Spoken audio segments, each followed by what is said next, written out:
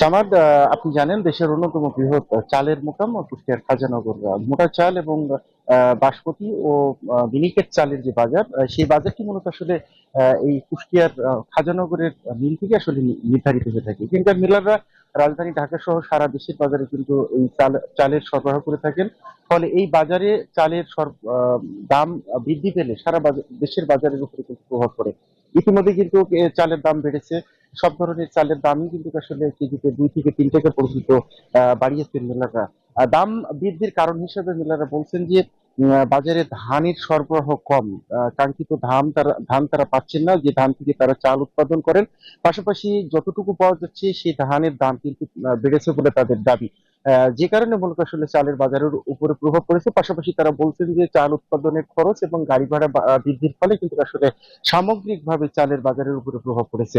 তারা বলছেন যে আমন মৌসুমের যে ধান, সেই ধান ওঠা না পর্যন্ত কিন্তু আসলে এই বাজার বৃদ্ধি অব্যাহত থাকবে। আমি খুচরা বাজারে খোঁজ নিয়েছি, খুচরা বাজারেও কিন্তু আসলে এই দামের উপরে প্রভাব পড়েছে। ইতিমধ্যে কিন্তু 3 থেকে 4 টাকা, কোনো কোনো চালে কিন্তু 5 টাকা পর্যন্ত দাম বাড়িয়েছেন খুচরা বিক্রেতারা। কারণ হিসেবে বলছেন মিলগেট থেকে তারা যে দামে ধান চাল ক্রয় করেন, সেই দামের উপর ভিত্তি করে তাদেরকে আসলে চাল বিক্রি করতে হয়। ফলে তাদের হাতে কিছু করার নেই। তারা বলছেন যে মিলগেট থেকে চালের দাম কমে গেলে খুচরা বাজারে এমনিতেই চালের দাম কমে আসবে। আমি যারা ভোক্তা রয়েছেন, সাধারণ ভোক্তা, তাদের সাথে কথা বলেছি। তারা বলছেন যে সারা বছরই কিন্তু আসলে এই ব্যবসায়ী ডিলার সিন্ডিকেট তারা তাদের মতো করে এই আহ, চালের দাম বৃদ্ধি করেন। ফলে ভোক্তা যারা রয়েছেন তারা কিন্তু আসলে বিপাকে পড়েন এবং তাদের পকেট থেকে কিন্তু মোটা অঙ্কের একটি টাকা আসলে চলে যায়। এই এই ক্ষেত্রে তারা বলছেন যে শক্ত বাজার মনিটরিং বা তদারকি না থাকার কারণে কিন্তু আসলে এই সুযোগটি তারা নিয়ে থাকেন।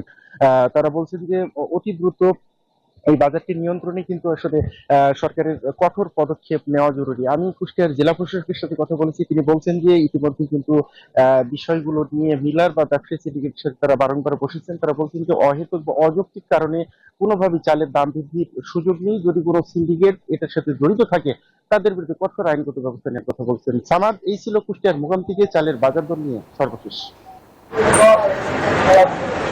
ধন্যবাদ সামাদ। আপনি জানেন যে গত 1 মাস ধরে ফরিদপুরের সবজির বাজারে অস্থিরতা বিরাজ করছিল, তবে সেই অস্থিরতা কাটিয়ে এখন কিছুটা স্বস্তি ফিরতে শুরু করেছে।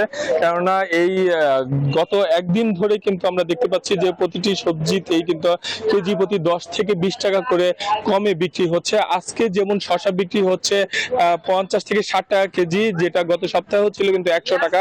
এছাড়া করলা বিক্রি হচ্ছে আজকের বাজারে 70 থেকে 80 টাকা, যেটা ছিল 100 টাকা। বরবটি আগে ছিল 100 টাকা কেজি, আজকে বিক্রি হচ্ছে 80 টাকা কেজি। এছাড়া কাঁচামরিচ ছিল 340 টাকা কেজি, আজকে বিক্রি হচ্ছে 240 টাকা কেজি। এই সবজি কিন্তু নিয়মিত আমরা দেখতে পাচ্ছি যে গত একদিন ধরে কিন্তু কমতে শুরু করেছে, যার কারণে সাধারণ মানুষ যারা রয়েছে তাদের মধ্যে কিছুটা স্বস্তি ফিরতে শুরু করেছে।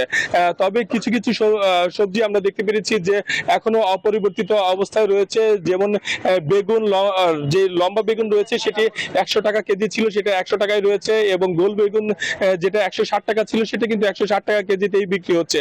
কিছু কিছু সবজি কিন্তু এখনো অপরিবর্তিত অবস্থা হচ্ছে, সে আগের দামেই বিক্রি হচ্ছে। তবে অধিকাংশ সবজিতেই কিন্তু দাম কমে যাওয়ায় স্বস্তি ফিরতে শুরু করেছে সাধারণ ক্রেতাদের মাঝে। তারা বলছিলেন যে এই বৃষ্টির অবস্থা যদি কমে আসে তাহলে সেই ক্ষেত্রে কিন্তু সবজির উৎপাদন আরো বাড়বে এবং বাজারে সরবরাহ বৃদ্ধি পেলেও কিন্তু তখন সবজির দাম অনেকটা স্থিতিশীল অবস্থায় ফিরবে, এমনটা কিন্তু ধারণা করা হচ্ছে। তো এই ছিল আমার কাছে সবজি বাজারের সর্বশেষ সংবাদ। ফিরবে আপনার কাছে সামাদ। সোহাগ, ধন্যবাদ আপনাকে। Bashundhara public school and college 2026 শিক্ষাবর্ষে ভর্তি চলছে।